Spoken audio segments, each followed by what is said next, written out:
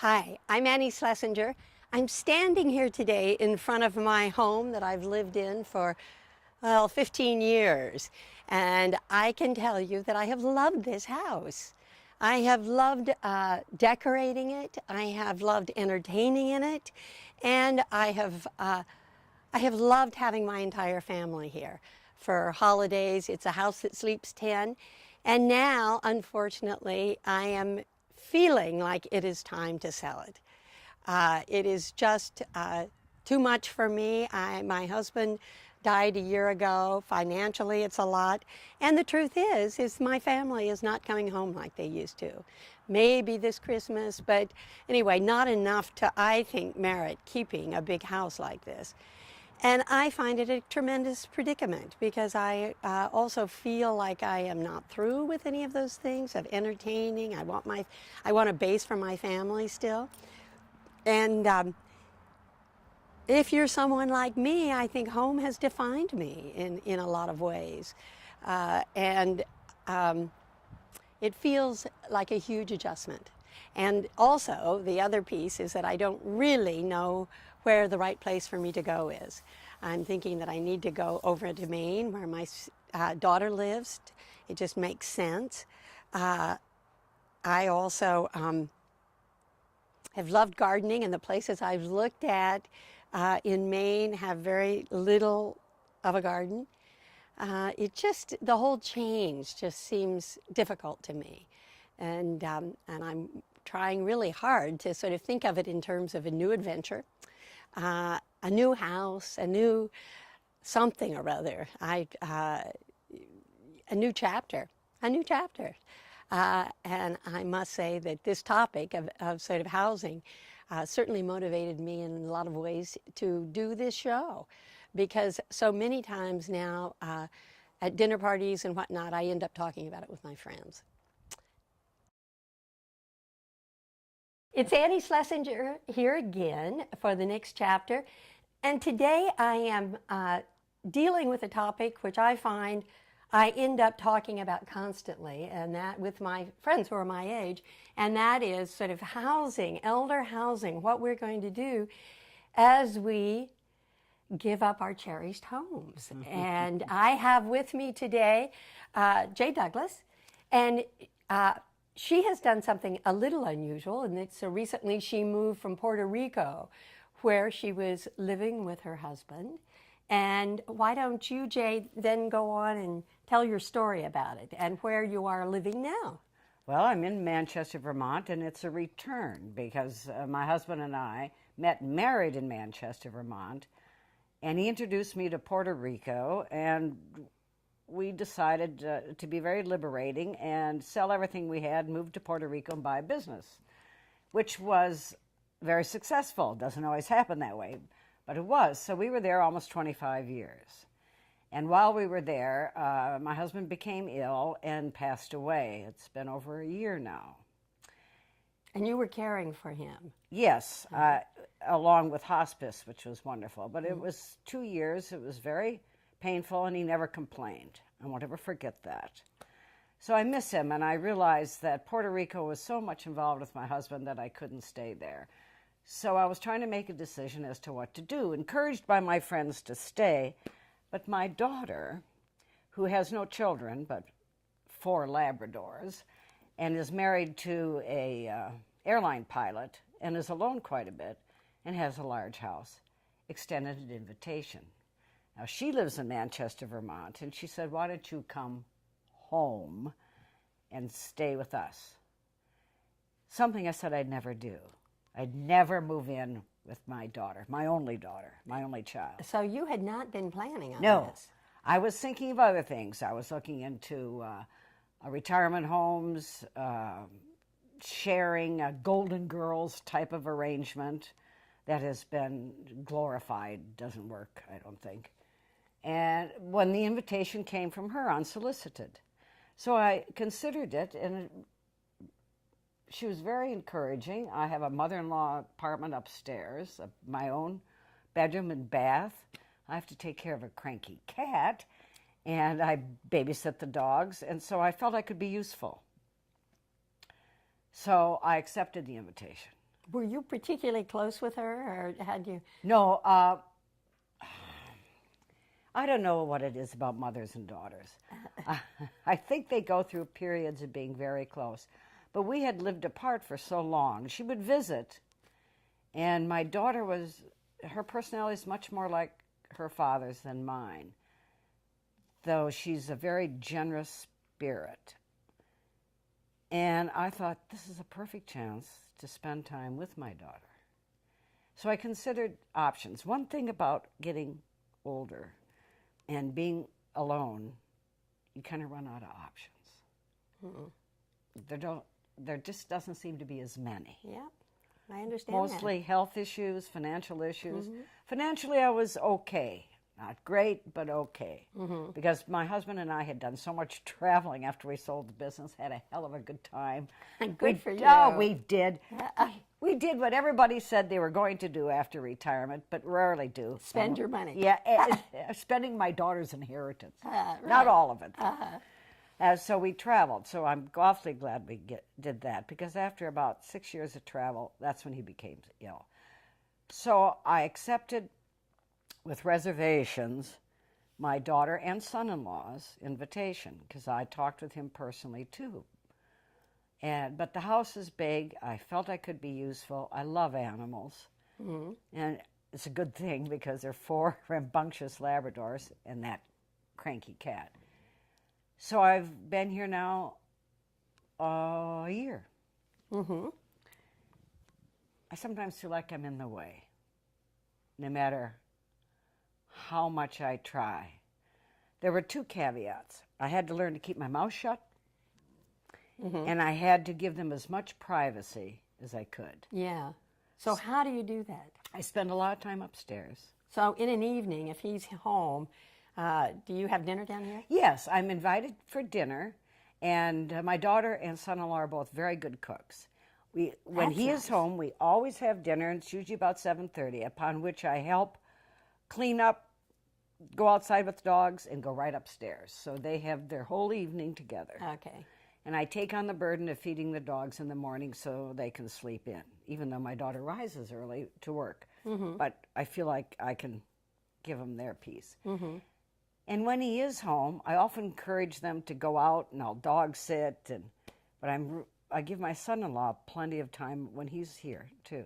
I make appearances, but I spend a lot of time upstairs, or walking, or being with friends. I think it's very important. Otherwise, even as careful as I've been, I still feel sometimes I'm in the way. They don't make me feel that way.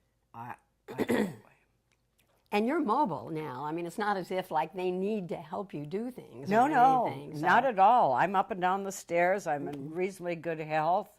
They considered, I was going to buy a car. That's one thing I don't do is drive now. That's bothersome. But they insist that they can pick me up and take me anywhere, which they do, and then I rely on the kindness of my friends. So I don't have that expense. Actually, I have it pretty good. Yeah. You see, you're the first person that I have seen who has actually made this move, to move in with their family. And over a year. That's a good That's right. length of time. You're really getting a sense now of what it's like. And if I feel in no way has my daughter and son-in-law made me feel that way. Quite the opposite. But still, I'm no longer the master of my domain. That's what seems hard. I mean, as I think about... It comes to us all, though. Yeah, I know. But it's going to come to you and everybody else. You're not going to be in charge anymore.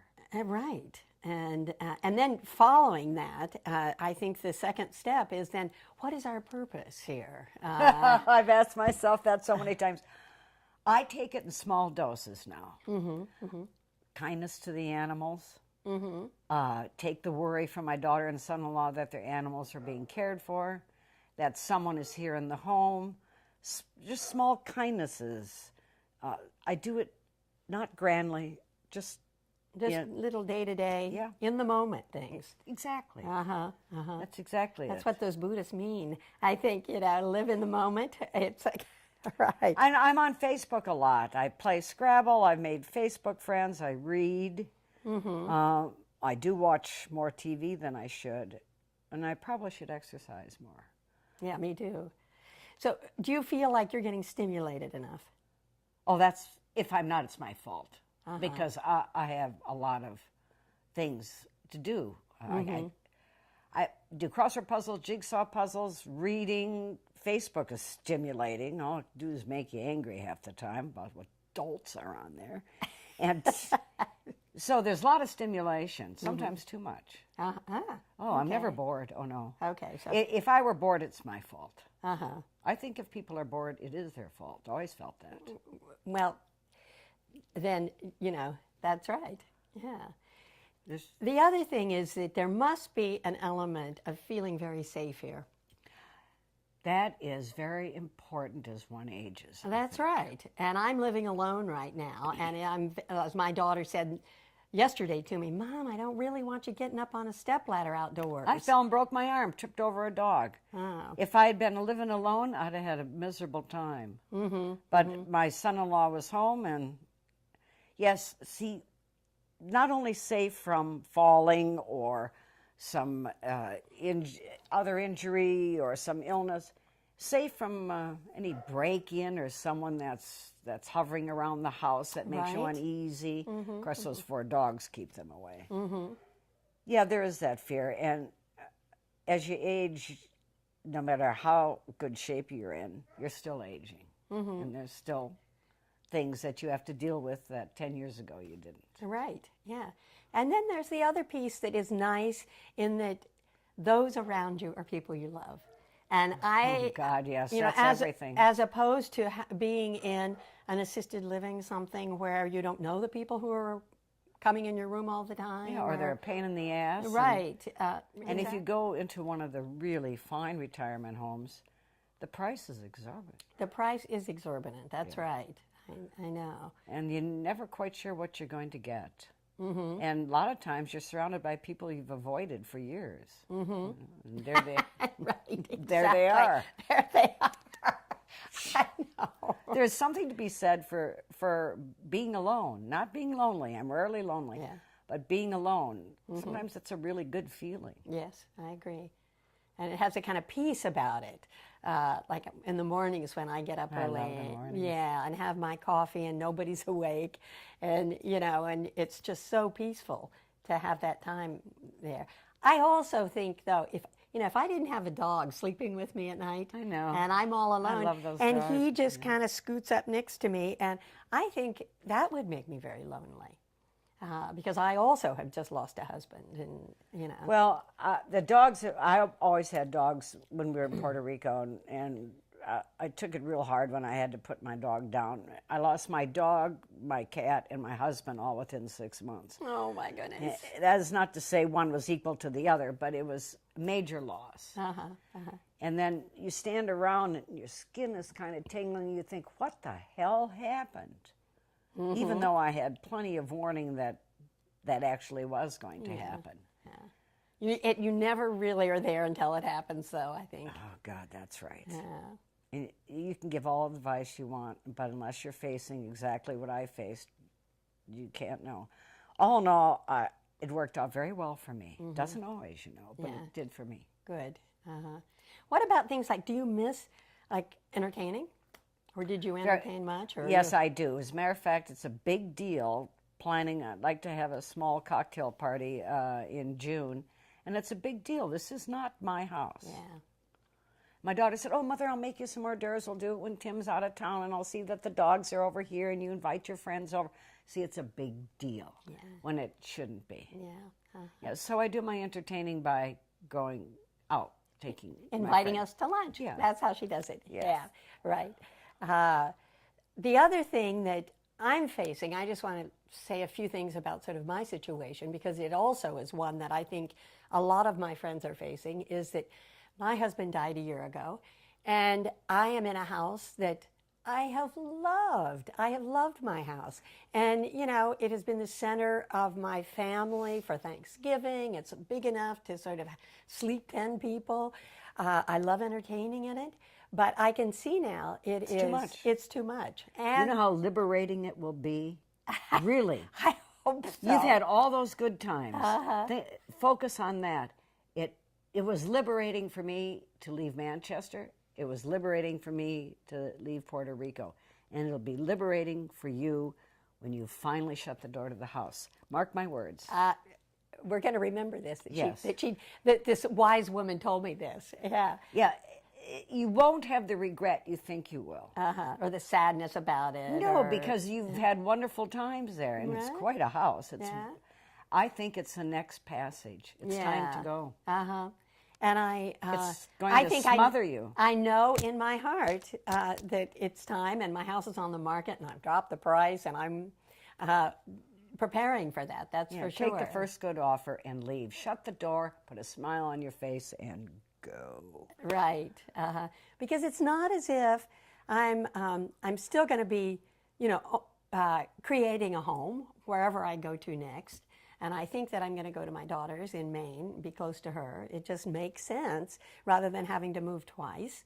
And I also, another sort of factor that I really want to keep in my mind is that if I wait too long, I won't be able to integrate into that community. And I need to be able to, I think, go volunteer, meet people my own age, and that's There's always senior citizen events everywhere. right. And that's going to take some energy to do that. Yeah, and you need your energy. Yeah. Otherwise, if you're so fatigued and so worn out, you do nothing, and then all you do is stagnate, and then you just hate yourself. Right, exactly.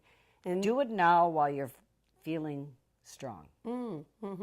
And I worry about a little bit about the energy level. And, if you get depressed, you can do nothing. And, You can do a lot of things if you get depressed. well, anyway, I don't want to be that person. who Me is- either. I don't, when people wallow in depression, I just want to shake them and say, get over it. I know that's not an educated opinion, it's a personal one.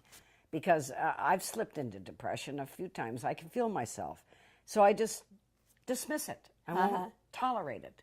I do something goofy, or I go out to lunch, or, I just won't tolerate it. Good for you. I had interviewed a woman who was, it was in New York City a month ago, and her sort of point was, get out every day once, because if you continue to stay in always, then you'll end up, I start feeling so squirrely. You shrink. I need to be around people, even if it's just sort of going down and, I walk down to the stop sign and back and talk to the trees. And talk to do the some- dogs. Oh, the dogs are wonderful for that. Right, Yeah, exactly. because at least I'm giving another living creature some love and attention. It has some value, I have a question about you're living upstairs right now. And here is something that I have totally enjoyed, which is, decorating, making a home, making it mine. And I'm assuming that you've done that upstairs for yourself. They before I moved there, they went ahead and got the TV and a small refrigerator. And they said that there was a bed up there, but if I didn't want that. And then I bought myself a desk and a chair and a real nice bureau, because I brought very little with me. And so I added things when I came. So I made it my own. Brought some of my personal things. So you feel like it's yours up there. And Oh, yeah, I really do. And they're very good about, they'll say, I'm coming upstairs, My son-in-law said, though, and he underestimated me, that because there's another room and a bath downstairs that's available, that he said, I'll bet within a year Jay will be living down there. Oh, God. I said, Really? yeah. I said, no way. Do you know how much exercise I get going up and That's down those right. stairs? I said, unless I break a foot or something, that's too close. I'm in my private world up there, me and the cranky cat. Yeah. And the dogs visit on occasions, most of the time at 2 a.m. or some such thing. Oh, they come up, do they? Oh, yeah, they do. Yeah. Yeah. Do they get in bed with you? Oh, yes. Great. Oh, yes. And there's 4 big labs. I always have at least 2 up there. Oh, terrific. Yeah. Yeah, they like company, and my daughter works all day, and as you know, my son-in-law is flying weeks at a time, and oh yeah, they like the company, and they're good company. I wanted to pick up on something you just said about going up and down stairs. it was curious when my husband was declining, and he died a year ago from Alzheimer's, and he continued to go up and down our stairs, and he was not going to give that up. And at my exercise, where we went to exercise, I was talking with one of the people there, and he told me, and I can totally believe this, that when we give up going up and down stairs, We give up more than that. that's right, exactly. And that, that is really important. And so I'm not willing either to just say, oh, I want to live all on one floor. Well, eventually it comes to us Of all. course. I don't want to be sedentary. And in fact, the very fact I'm up and down the stairs a lot during the Yeah. day, that's some exercise. That's right. And I take those stairs at a good clip, too. Yeah. Uh-huh. Just as long as I don't bump into the dogs up and down. Right. That's how I broke my arm. I was so afraid I started to fall. I was so afraid that I was going to fall on top of the big chocolate lab that I twisted my body, ended up breaking my arm. Yeah, it probably would have cushioned you. Exactly. My son-in-law said, for God's sake, you should have fallen on the dog. He's solid muscle. He would have broken your fall. All Yeah, right. now he tells me. Right. But I didn't want to hurt the animal. All right. But it took me a little longer. It took me 8 weeks to recover from that. Yeah. I fell this Christmas at my sister's house, and I was shocked how long it took me to recover. And it made me feel, sort of that has to do with the age of my body. Yes, and the bones. Usually it's Yeah. 4 to 5 weeks for a fracture on the arm. With me, it was 8 weeks. And Yeah. I went to therapy, and I had this very nice therapist, and he said, no, it'll be gonna 8 to 10 weeks. Uh-huh. Right. I'm curious, do you ever think that you might change this situation? I mean, well, of course, if as you age, you need to be in some place that has more care, but you're content enough here. Yes, I've thought about alternatives, just thought about them, and I really have it really good here. And as long as I feel like I am not in opposition or I'm not a pain in the butt, I'll stay.